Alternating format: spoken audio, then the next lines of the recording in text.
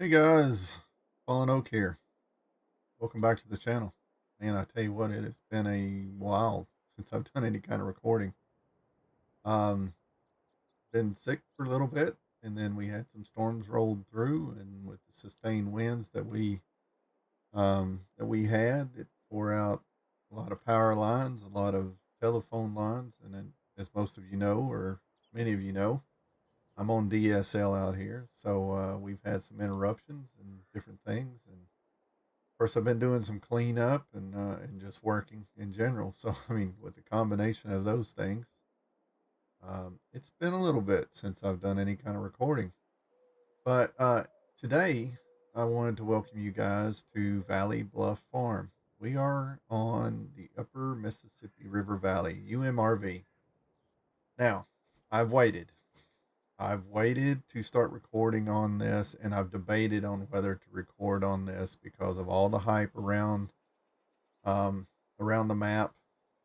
I'm gonna tell you what, in 2000 or in FS 17, I had more hours on this map than any other map that was produced, and I absolutely love this map.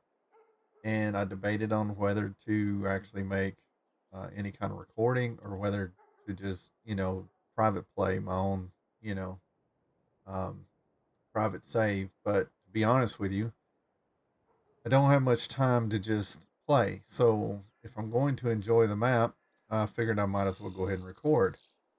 Um, I'm on a farm that I've not seen anybody else on so far.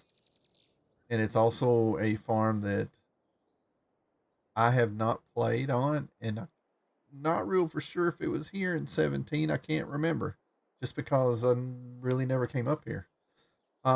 But it's a little small farm. Um, but I'm going to do something different. Uh, Kind of the premise is now it's not role play. This is let's play, but I've always kind of have a backstory going on in my brain and those type of things. So um, we'll just say I'm a fifth generation farmer. Um, Finally, this year, I was able to finally buy my dad out, and he is retiring and moving down into McGregor. And I've purchased the house, the farm, all the equipment over time. I've been purchasing equipment and then also, you know, purchasing parcels of land from him and whatnot in preparation to doing you know, um, the final purchase. So that has just happened. We're in August, as you can see right now. Time has stopped just because August is the way August is. And so we're going to have to get into doing some harvest work right off the bat.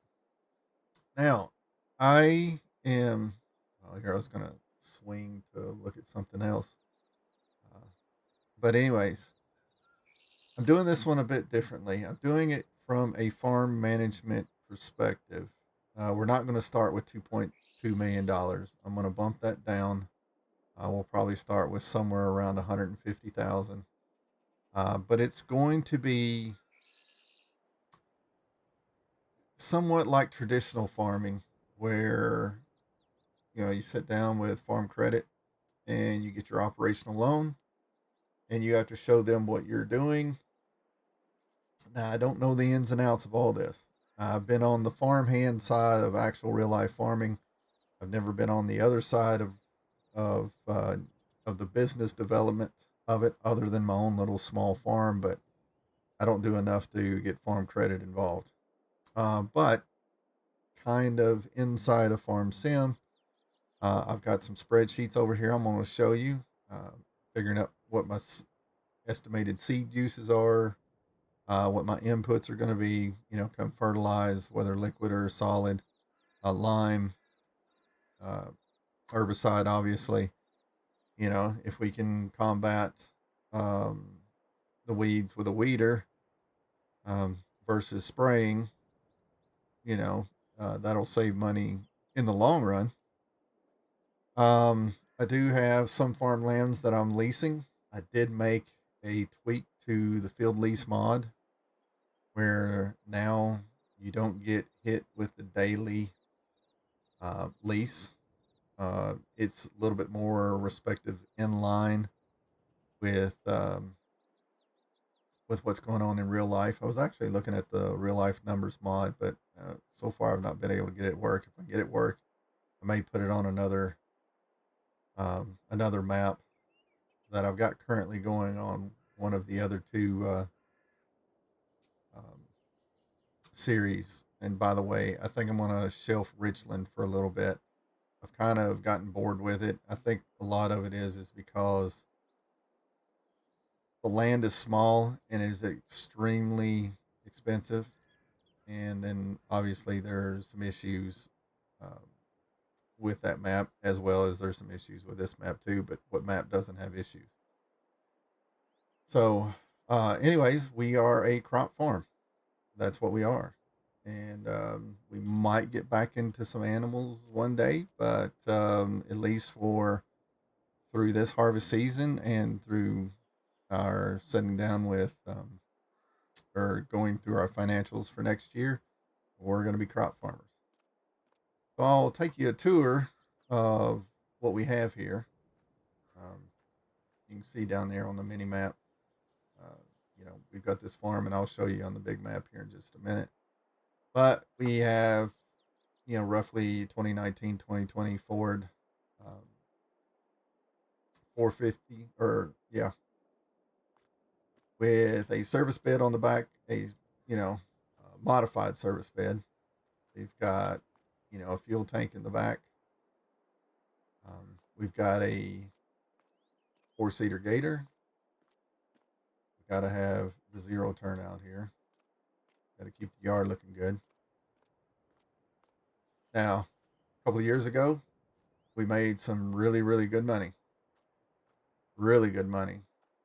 Inputs were low, and corn and soybean prices went through the roof. So we took advantage. We traded in some of our equipment and upgraded. So for our seeding, for our small grains, and then maybe sometimes doing some soybeans, we've got a John Deere in 542C here. It is not set up with any kind of fertilization, so everything we will have to do is going to be uh, either pre-plant or after, pre-emergence or post-emergence um, for fertilization. We do have a 1775 no-till 24 row corn planter with liquid fert set up on it. We've also got, the netter row cleaners, you know, and so this was an upgrade to the farm. Uh, we have a used, now all this equipment is used, purchase it used. We have an S770 with a 12 row folding head. I can't remember how many hours this has got on it. It's got 1,236 hours on it, but uh, still fairly new. It's just a few years old, so it wasn't abused too much. And then we've got a 1790. Um, Basically, it's a 16 row, but I think it's a 32 row actually on 15-inch centers. So this is going to be pretty much strictly a bean planter. And so we have choices, if we starting to run towards the end of the season and we need to try to get the beans knocked out, we can plant with both this um, and our drill over there as well. Our office in here. And we'll go to the computer and I'll show you guys my spreadsheet here in a little bit.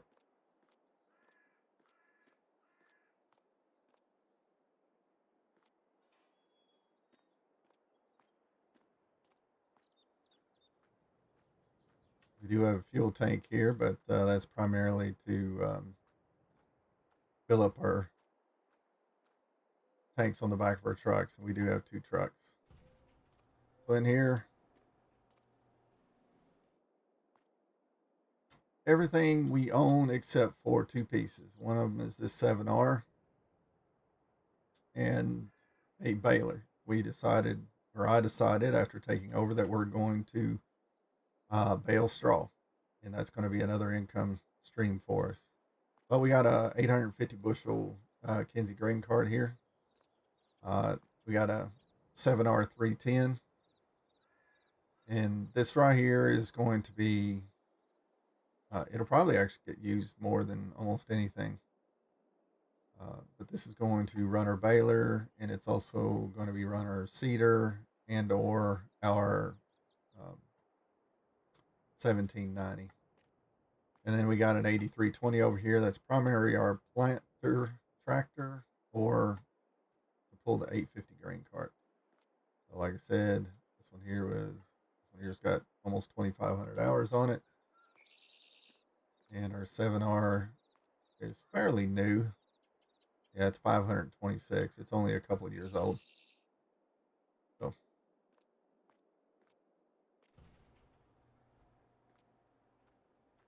and over here in this building, we have transportation basically.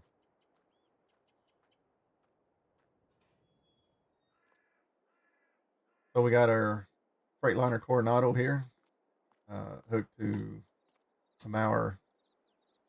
I think it's like 800, 900 bushel. Semi trailer, I got two of those. And then the other one's pulled by a Peterbilt 389. So this one here is pre-def. That one there is def, unfortunately. We are going to hopefully get it deleted one day. Whoa, close myself. Oh, turn on the lights, turn them off.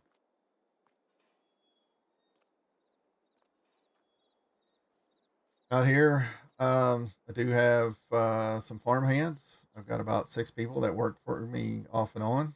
And so this right here is more or less the service truck.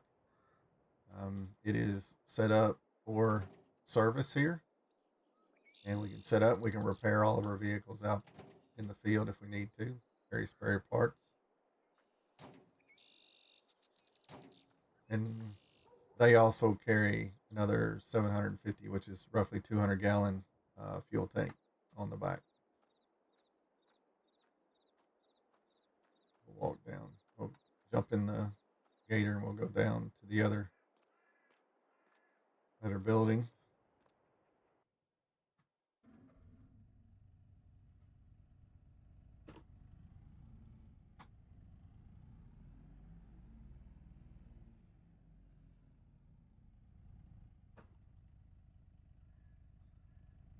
First of the year, Dad was the one that was calling all the shots.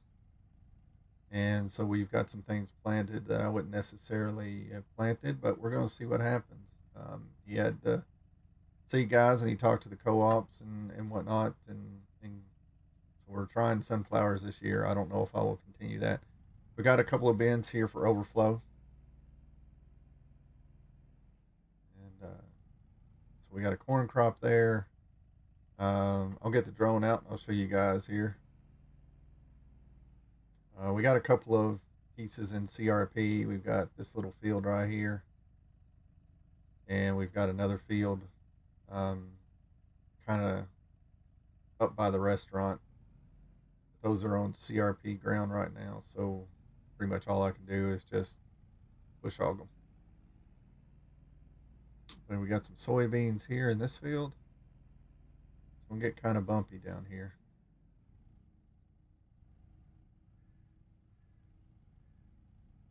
This area right in here is real rocky.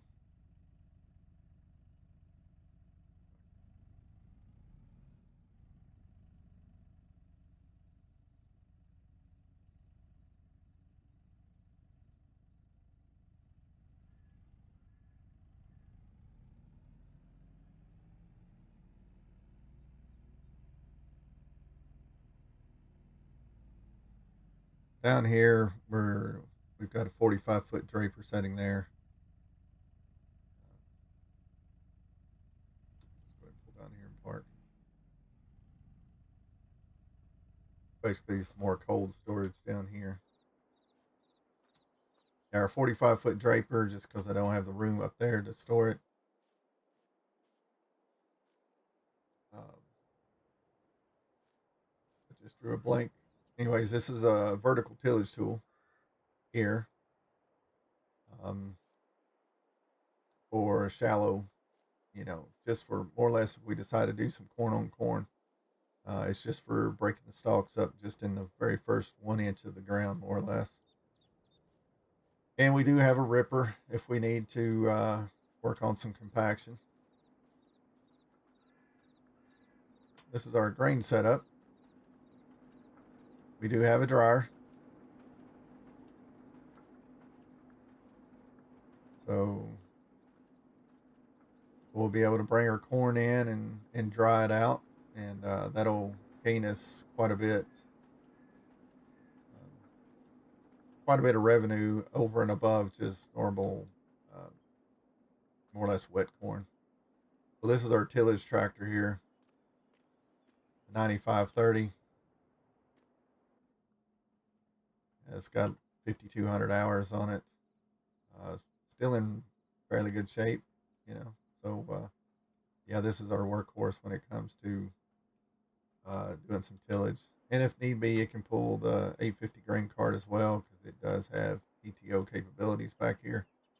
No 3-point on this. Our spray rig is a little one 6175R with narrows with the care wheels, pulling John Deere R732i with CN spray on it.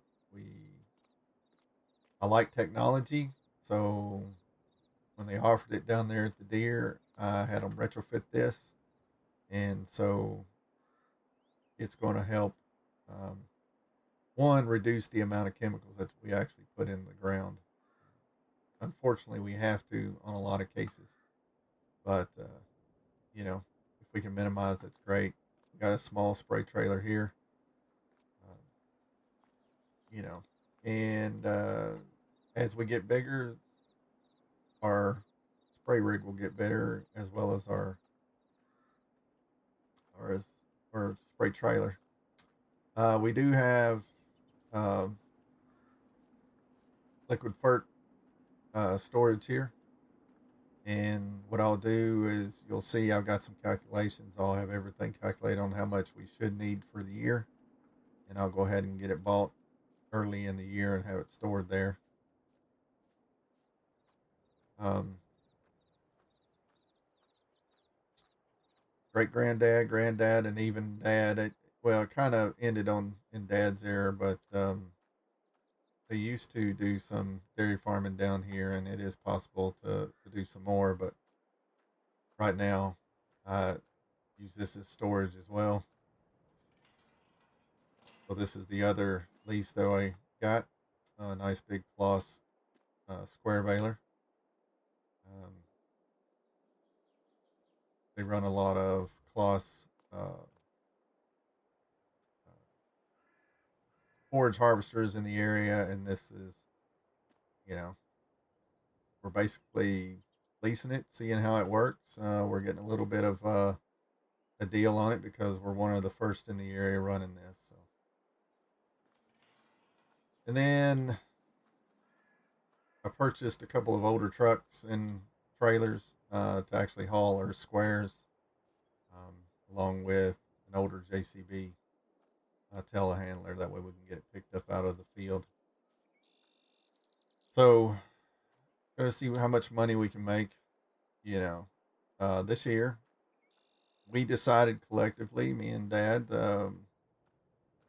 we decided to not put fertilizer down on the fields this year, only just because the price of fertilizer is through the roof. But I'm not going to be that lucky next year. So that tank is currently sitting empty. Say maybe, 20, 30 gallons in the bottom. That's it. So, yeah, no fertilizer went down this year. And of course, I suspect our yields are going to show it. But come next year, I'm definitely going to put it in. But we planned for it. And of course, I did this. Um, we talked to Farm Credit and told them what our thoughts were. They really didn't care too much, as long as at the end of the year we pay them back. And basically, we got a $250,000 operating loan for the year. Now, I have a personal loan or a farm loan as well, paying off dad. So we've got a little bit of debt starting with, which is to be expected. But hopes and dreams are is that our either we can grow by leasing more fields and putting more crop in the ground, still utilizing farm credit, or is we get debt free and then we start building slowly after that. So, we are in the area of get big or get lost more or less in agriculture. So we've got some sorghum over here, and I am going to do some rotational crops, some double cropping, and I'll kind of show you that here in just a minute when we get back up to the computer. But we'll get back up here. I'll get the drone out and show you guys what all we own and what's planted where. And like I said, we're going to hit the ground running on the next episode, not this one. And we're going to have to get into some oat harvest, which means we're going to be dropping straw and then baling. So a lot of equipment's going to be moving around and going.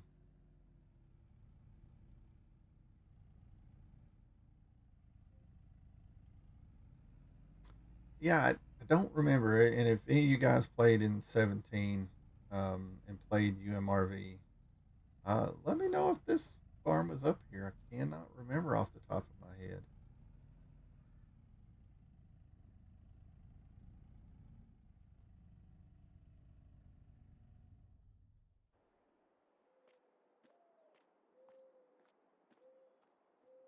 Get the drone set up here.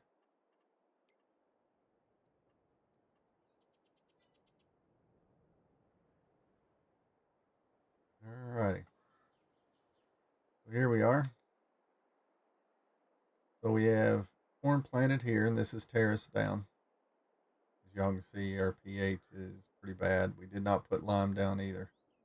And we utilized those monies to lease that tractor, baler, purchase those 2 trucks and trailers, and um, and we'll see if our revenue goes that way. But we got some soybean here.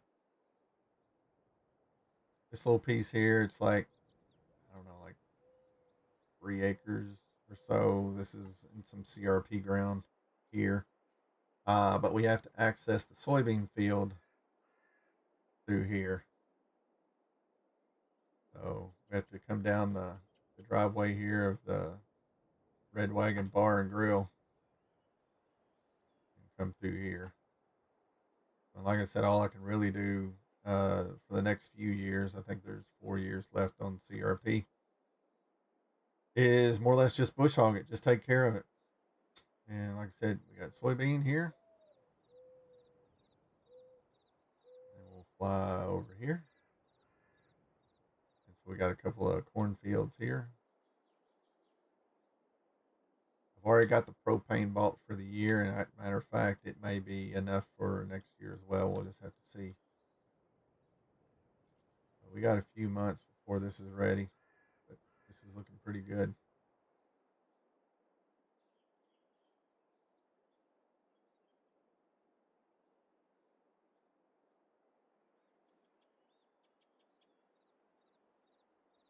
And then, yeah, right here, wrapped around behind the house, Dad decided he wanted to try some sunflowers. So we're gonna do this up and see what happens.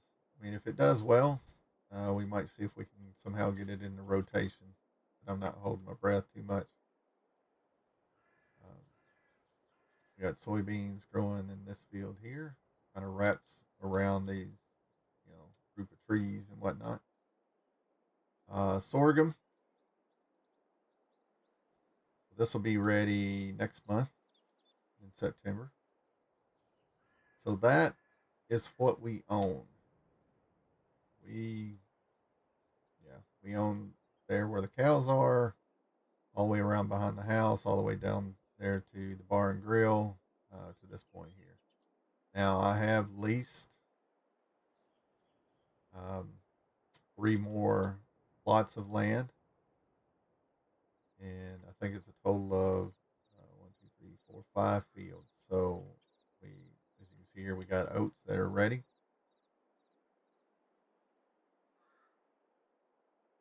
I think there's some soybeans over here, or not soybeans, but sunflowers over here as well.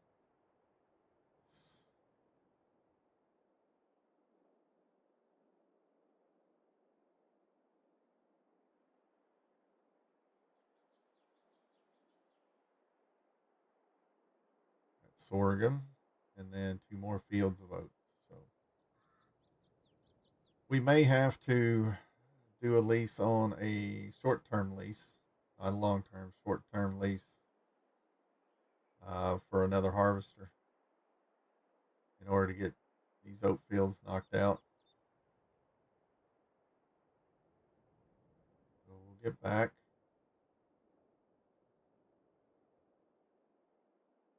And so, like what I said earlier, kind of out of character here, I did make a minor tweak to the field lease mod. You know, generally, at least in these parts, it's a one-time payment. You know, at the beginning of the season, you pay to landowners, and then you're farming. You're not purchasing any, or you're not giving them any more money. Now, sometimes, depending on the landowner, it might be so much up front, and then a percentage of the crop, as far as the profits from the crop. Now, which is good and bad. You know, if you have a bad year, um, that farmer or that landowner is going to get less of a paycheck than if you have a really good year. You know, where the moisture's right. You know, you got the right amount of moisture, sunlight, the inputs are perfect, the whole 9 yards. You know, where they can usually make pretty good. For some of those landowners that had that type of payment plus percentage, did pretty well a few years ago with you know, the booming of the corn and soybean prices. This year, with a lot of the droughts, things that we've had, or when we had the rain when we didn't need it, or the drought when we needed the rain, yields didn't do very well this past year. And so those landowners, their check was quite a bit smaller um, in comparison. But most of the landowners usually take just X number of dollars per acres that, you know, that you're farming. So, and that's kind of what the premise is that I've done, is I've taken away more or less the daily payment, and it's just basically a one-time fee up front. Kill the flight mode.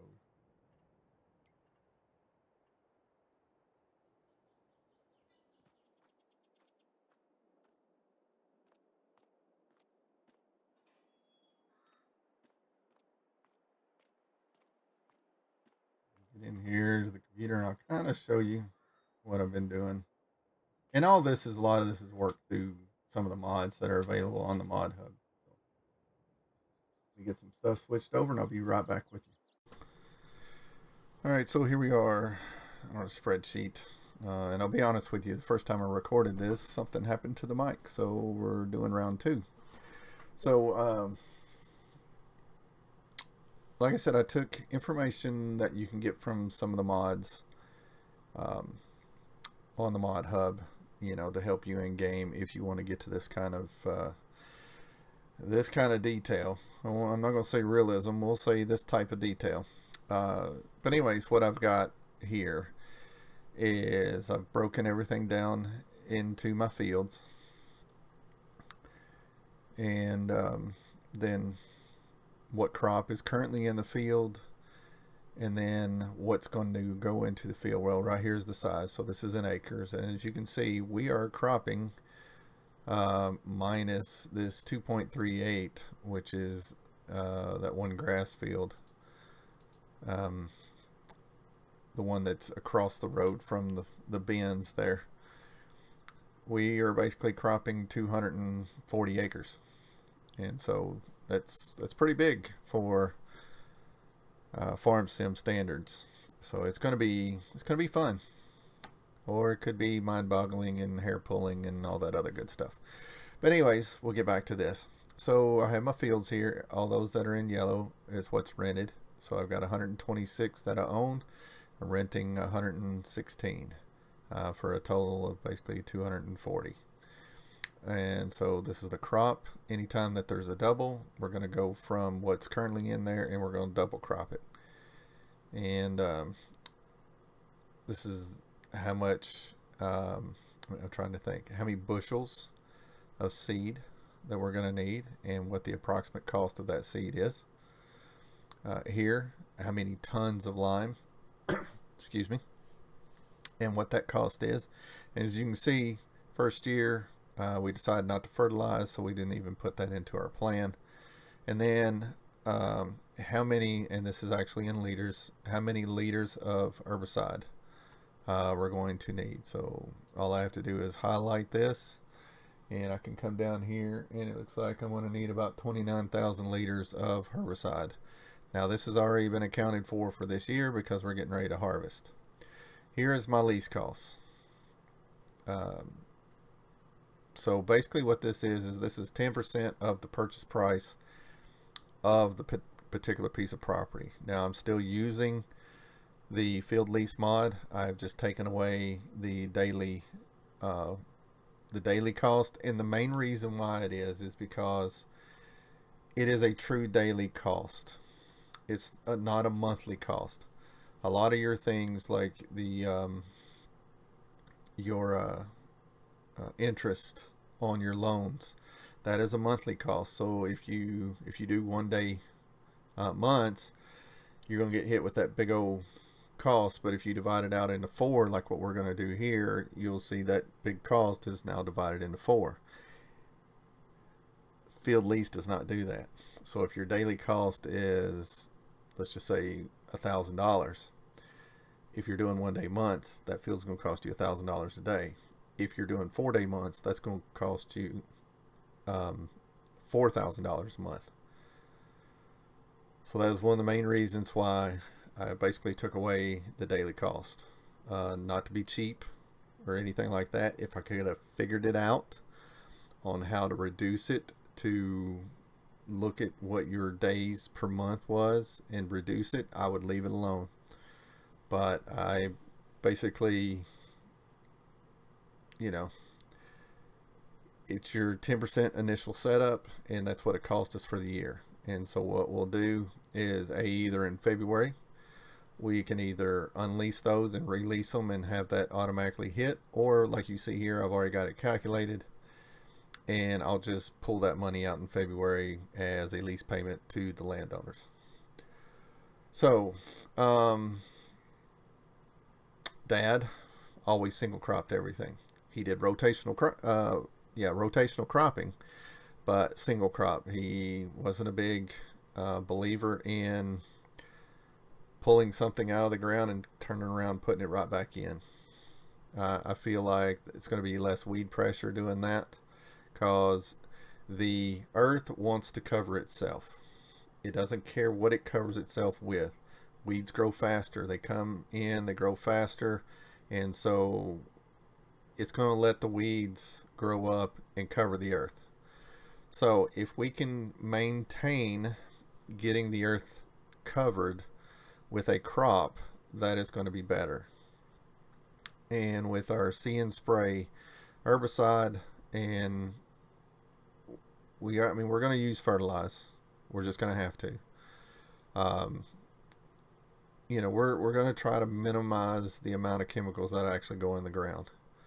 And with doing that rotational, basically double cropping, that particular ground is not going to see much life without a crop in it. Now, one of the things that I did kind of plan on for year 2 is doing some oilseed radish behind the soybeans and behind the corn before planting, um, coming back in with oats the next year, and I'll kind of explain what I decided to do there. So anyway, so yeah, this is what's currently in there. And so what I've decided to do is do an oat, barley, soybean, corn rotation.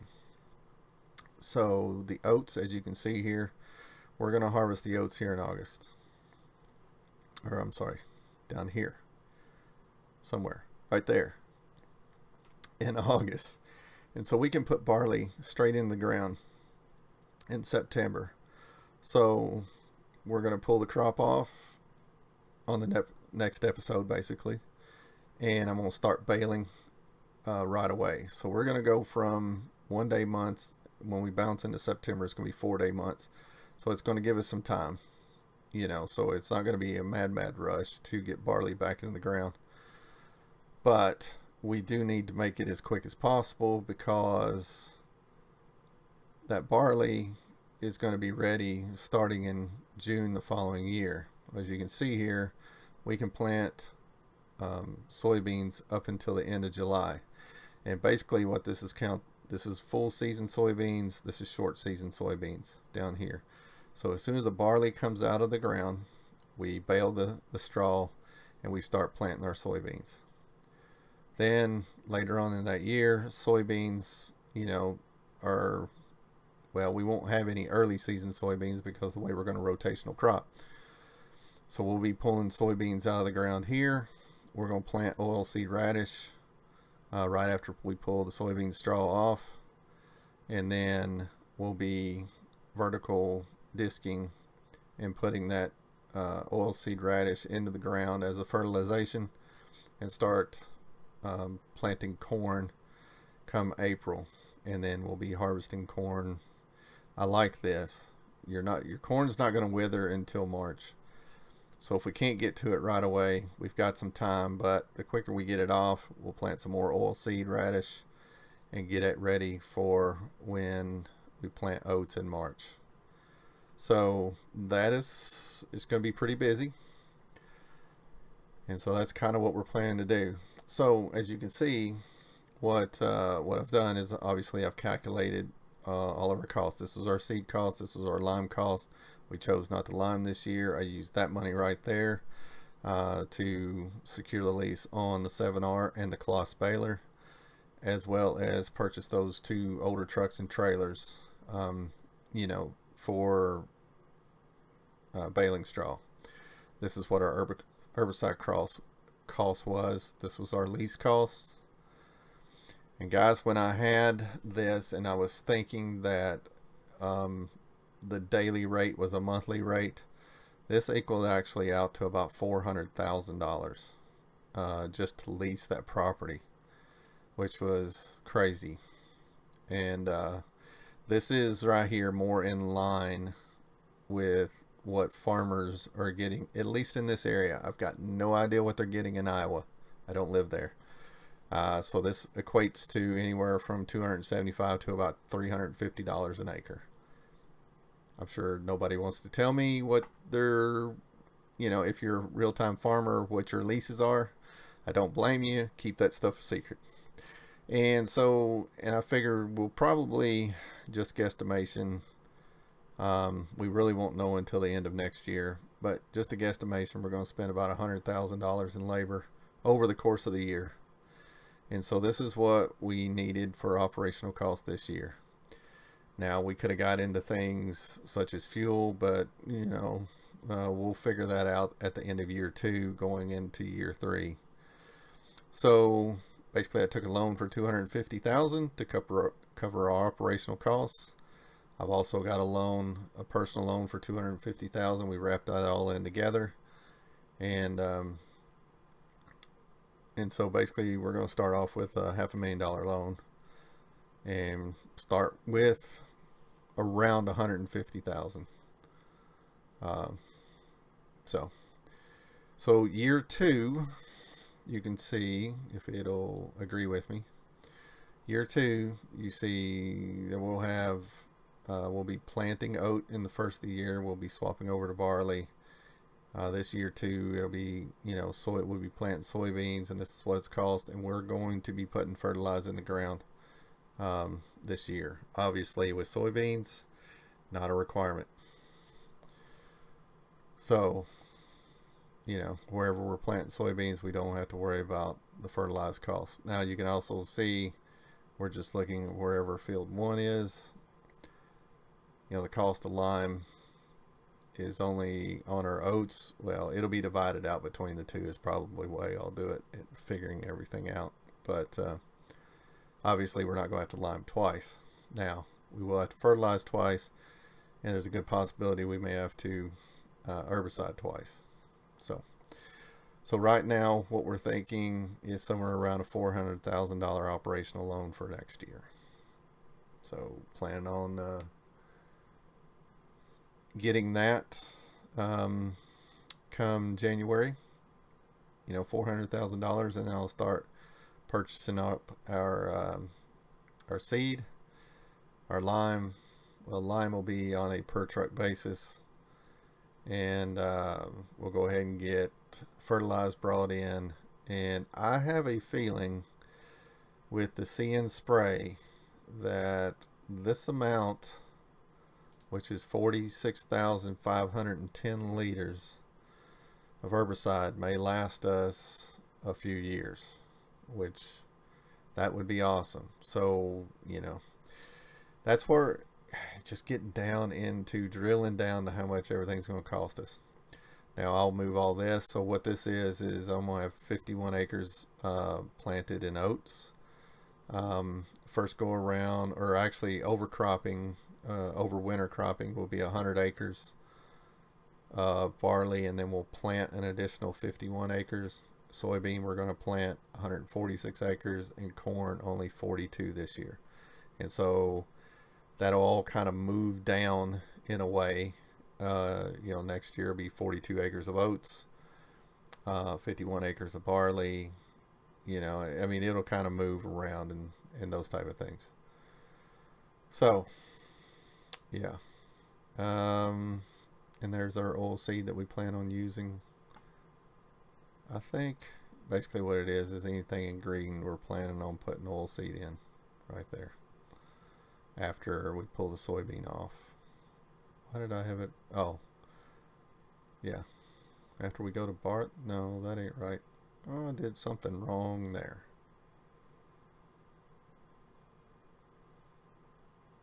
That's a head scratcher. I'll figure out what my thought process was there. I think I just screwed up. So, I've just highlighted it, and so what I've done is this is how much seed it's going to take. How many bushels? Is that bushels? Maybe bushel. No. Yeah, how many bushels of seed it's going to take to plant. No, that's wrong.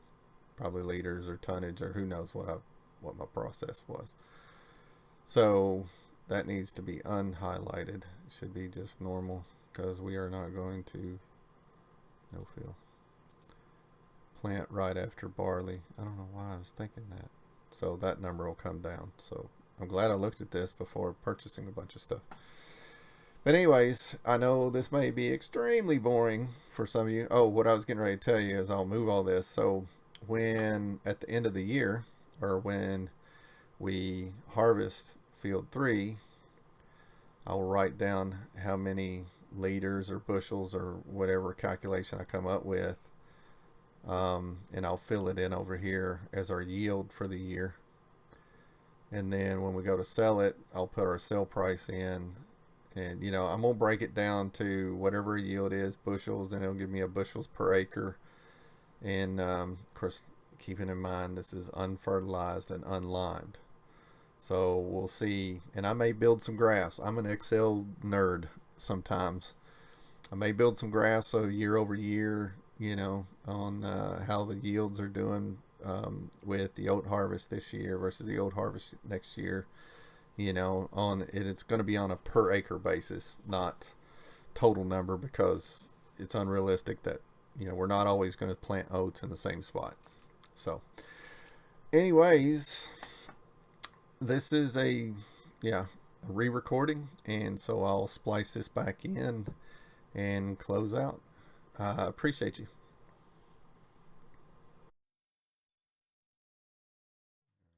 Hopefully that's did okay.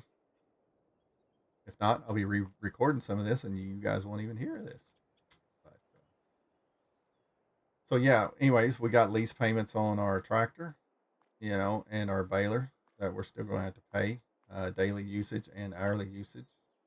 I do have the lease to own mod, so any monies that go towards paying that um, will come off the purchase price. I like to use that mod more or less as a financing tool, you know, to a degree. And and that may be what I end up doing, using the bank as our operational loan, and then if we decide to purchase other items, we may utilize the lease to own and use it like financing options through John Deere or whatever, those type of things. But I'm kind of excited about this. You know, Prices of land on here is just as expensive as what was on Richlands. The difference is the amount of acres that you get in comparison between the two um, is much different. A lot larger land here, and that may be. I don't know. I don't really live in Northwest or Northwest Ohio. I think it's where Ohio Richlands is kind of based on. Uh, Price up there may be pretty expensive. We're actually out here in Iowa a lot cheaper.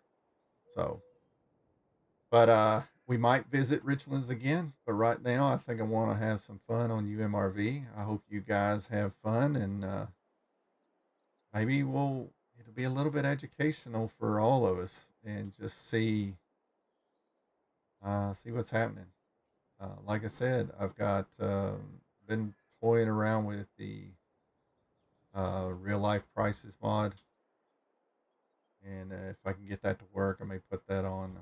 What I'm actually thinking is over on Surviving New York, and really make it survival more or less. Um, Even though that's more of a role play series more than it is a true just. I start with that and start cutting a bunch of lumber down, and start building from there. So, like I said, this is a let's play, but my brain works uh, through role play a lot, and so you're gonna hear me role play some. And so, anyways, yeah, I'm excited about this. I really am. Hopefully, you guys enjoyed the video, and if you did, you know what to do. I'm not gonna bust you. Keep telling you what to do. If you enjoyed it, you enjoyed it. You'll click all the appropriate buttons. I thank you, and see you next time.